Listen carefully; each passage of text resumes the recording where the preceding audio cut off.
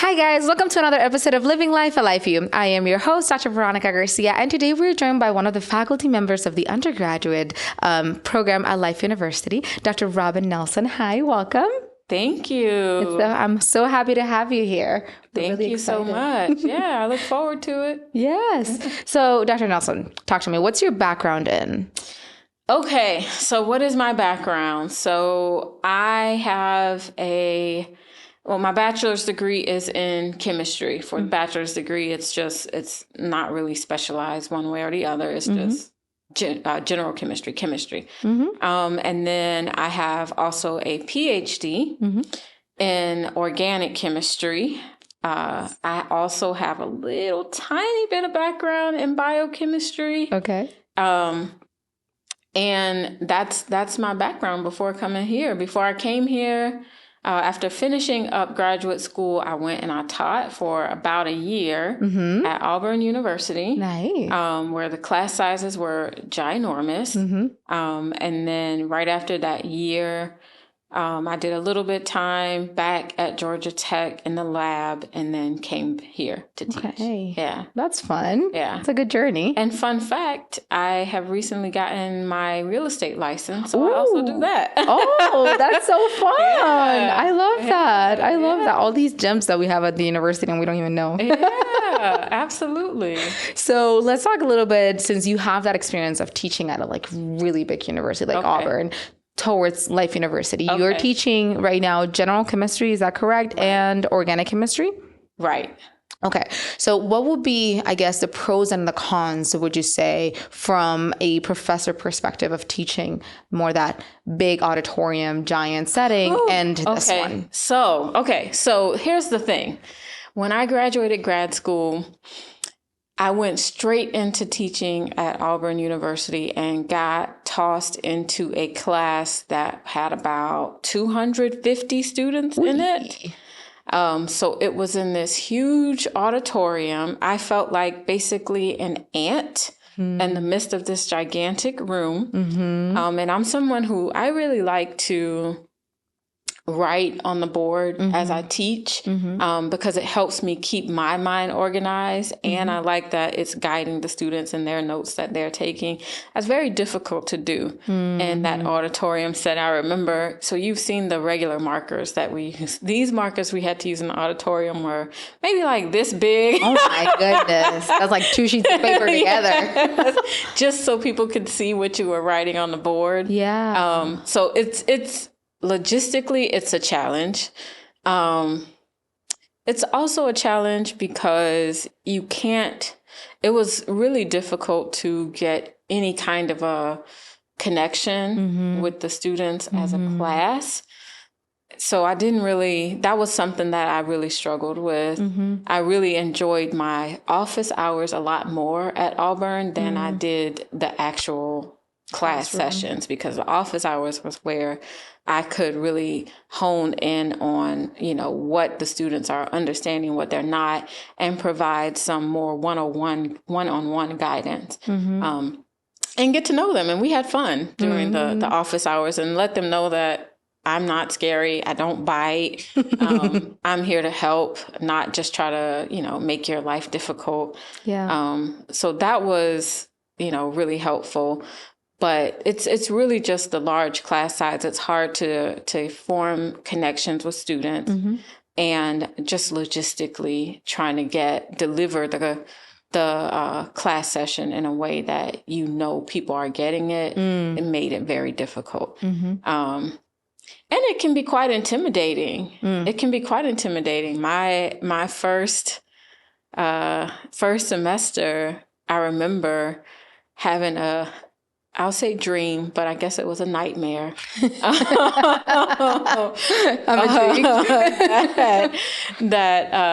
So, you get up and you're going to work and showering and all this. And somehow in the midst of all that, I just ended up showing up at work in front of my class with just a towel. That's it. That sounds terrifying. That's a terrifying dream.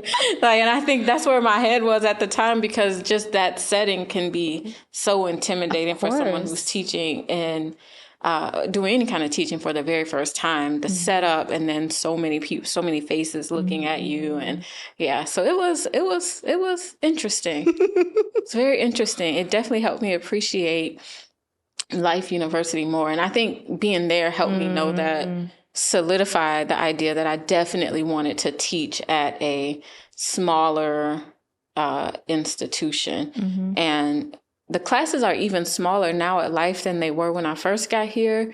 But even with that, the biggest class size I can remember ever having at Life was 60 students, which was still in a normal classroom, not in this huge auditorium. Right. So yeah. Still having the opportunity to kind of do eye contact with each of them at least once in the whole quarter. And walk around the class. And I actually could learn everybody's name and kind of, believe it or not, get to know a little bit of something about each student, even with 60 people in a class versus 250, where, I knew the people who came to student hours, and that was probably it. So that's interesting. So what brought you to Life University? Well, so when I got back from Auburn, I was still trying to figure out, I was pretty sure I wanted to teach, but I still wanted to be open to, I'll say, whatever God had for me. So I was doing some praying and just sending out applications for industry, applications for teaching. And I was like, well, I'm just going to pray that I'm going to, land where I'm supposed to land in a spot that's best for me, that really needs the strengths that I bring and can still find a way to use even my weaknesses. That was that's where my head was. And so I saw the posting for Life and ended up applying there because I knew it was, the smaller institution, small class. So you were already familiar with Life University? A little bit. Okay. When I saw the post go out, obviously you do some more research on what the university was like. But also my church had some church events here at Life. Okay. Once or twice we did. So I had been on the campus before. I knew about the Lights of Life. I knew it was chiropractic. It had a chiropractic school and all of that. And I was kind of intrigued by, teaching chemistry to chiropractic students. I really like the idea of teaching chemistry to people who are not necessarily chemistry majors, which I'm sure a lot of chemistry faculty may not love that, but I like it.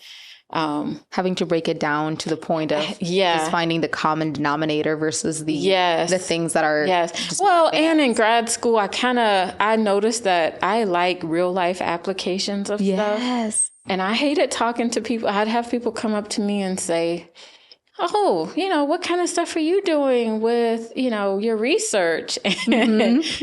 My research, I love the concepts of my research, but what it really broke down to, and when I started explaining it to people, all of a sudden you could just see their eyes glaze over, and it's like, yeah, okay. I'm going to just stop talking right now because they have, they had a really hard time connecting with, what I was doing. So I like to talk more about the ways that it can be applied, like applications of chemistry, why it's important. I say, you know what, my goal is you don't have to like chemistry by the end of the class with me. I get it if you don't. Even my nieces don't like chemistry. But I hope that you at least have, I inspire some kind of appreciation for it. Right. And, I think that I accomplished that for the most part. That's beautiful. Yeah. That's beautiful. It's a great goal to have. Yeah. I didn't get the opportunity of taking chemistry here. I took chemistry back home in Puerto Rico, but I was a science major, so I knew I needed to understanding. But I completely understand that point of like, oh, I don't see how this could apply until you break it down to toothpaste, for example. Yeah. Like, oh, this makes total sense. Absolutely. Let's make toothpaste. And the thing is, at the research that I was involved in, it was fundamental where you're trying to, so part of my research was I designed polypeptides. So polypeptides, what are those? They're basically small snippets of a protein, right? But a lot of the work I did, it wasn't the application part. It was let's understand how it works so that then other people can go and find ways that they want to apply it. So it makes sense that when I would talk about what I was actually doing, people would glaze over because, I think when you think research, sometimes a lot of people get in their minds all the applications of it and not sort of like the grunt work of the people have to learn how does this work. Yeah. And once you know how it works, then there's another group of people that start thinking of different ways they can kind of exploit that and apply it. And so being in the more fundamental part made me thirst to learn more, not learn, but thirst to be able to do more things that are practical. Because it is practical, but it takes a lot more to convince people of that when you just talk about your day-to-day work in the lab and the fundamental stuff that you do. So I wanted to feel more fulfilled by getting to talk more about applications and things people could relate to. That's amazing. A lot more. Yeah. That's really wonderful, because I think that also allows you to connect with the students when you're in the classroom setting, especially for those that science might not be their major, but they just still need that check mark. You still need to have that chemistry. And you know what? I think some faculty, that's a thorn in the, it's not a thorn. I don't know if thorn in the side is the right thing to say, but that can be a hurdle. I think for some faculty, it's just accepting. I mean, at the end of the day, it is a hurdle that the students have to overcome. It is a check mark that needs to be checked off. And some students will just see it as that and move on.